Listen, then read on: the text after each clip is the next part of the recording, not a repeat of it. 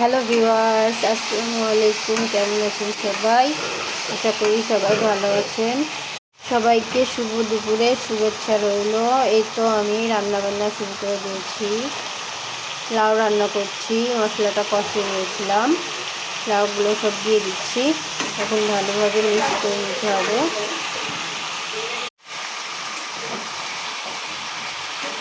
একটু লাউ তরকারিটা ভালোভাবে মশলার সাথে কষিয়ে নিতে হবে। 10 মিনিট কষিয়ে নিতে হবে সুন্দর করে। লাউ থেকে পানি উঠে, লাউ বেশি পানি দেওয়া যায় না, তাও হালকা একটু পানি দিলে ভালো হয়। হালকা একটু পানি দিতে হবে। তো আর আমার কয়টা লাউ ছিল দিয়ে দিচ্ছি।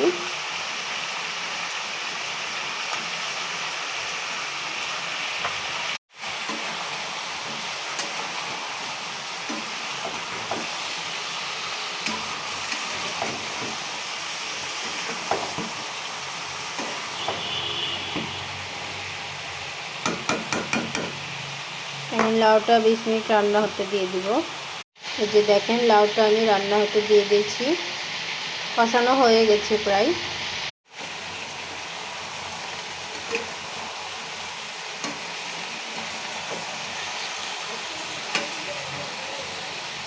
লাউটা রান্না হতে দিয়ে দিব 20 মিনিট।